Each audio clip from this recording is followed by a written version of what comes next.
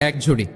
তো সাদাকার এক ঝুড়ি খেজুর দেখে রাসূল ইসলাম বললেন, ওই ব্যক্তিকে ডাকো যার কিছু নাই, কিছুই করতে পারবে না। ডেকে আনা হলো। রাসূল ইসলাম বললেন, যাও, তুমি তো কিছুই করতে পারবে না, এই এক ঝুড়ি চ্যারিটির খেজুর, সাদাকার খেজুর তুমি গরিবদের মাঝে বিতরণ করে দাও, তাসাদ্দাক বিহা, এটা বিতরণ করে দাও, তাইলে আশা করি আল্লাহ তোমাকে মাফ করবে।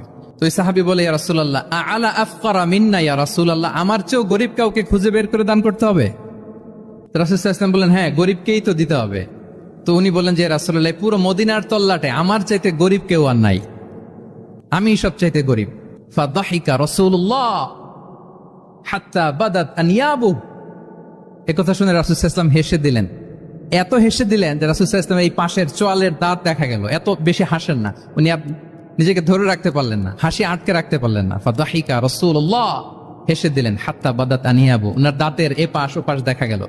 তো রাসূল সাল্লাল্লাহু আলাইহি ওয়াসাল্লাম বললেন, যাও, দাস মুক্তি করতে পারবো না, 2 মাস রোজাও রাখতে পারবো না, তারপরে 60 জনকে খাবারও খাওয়াতে পারবো না, এখন দিলাম চ্যারিটির এক ঝুড়ি খেজুর, এটা গরিবদের মধ্যে দান করে দাও। তুমি বলো যে তোমার চেয়ে গরিব আর কেউ নেই, তো কি করা, যাও তুমি তোমার ফ্যামিলি নিয়ে এটা খাও, তোমার ফ্যামিলির মেম্বার্স যারা আছে এদেরকে নিয়ে এটা কি করো, খাও। দেখেন আমাদের সুবিধা অসুবিধাকে ইসলাম কতটা বিবেচনায় নেয়।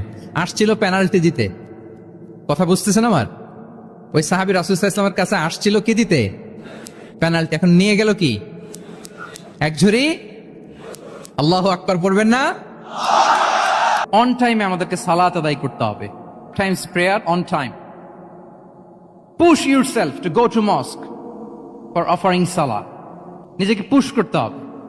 প্রথম হিসেব নিবেন। এনএসইউর যুবক ভাইয়েরা আমার দিকে তাকান। প্রথম আল্লাহ তাআলা হিসেব নিবেন কিয়ামতের ময়দানে এই সালাতের।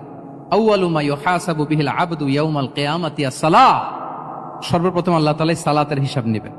এই সালাতের হিসেব যদি আমরা সুন্দর করে দিতে পারি, সব সুন্দর হয়ে যাবে। এবং ঈমান আর কুফরের মাঝে পার্থক্য হচ্ছে এই সালাহ। আওয়াজ করে বলুন, ঈমান আর কুফরের মাঝে পার্থক্য কি? এটাতে কোনো ছাড় নাই, compulsory. Push yourself to offer Salah on time. এটাই আমাদের আইডেন্টিটি। মুসলিম আইডেন্টিটির প্রথম কথা হচ্ছে সালাত। যার সালাত নাই তার ঈমান নাই। আওয়াজ করে বলেন, যার সালাত নাই তার কি নাই?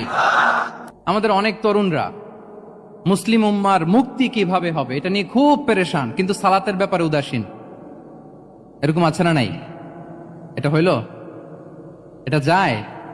হ্যাঁ, যে ব্যক্তি মুসলিম উম্মার মুক্তি নিয়ে টেনসড, সে সালাতে উদাসীন, এটা মেনে নেওয়া যায় না।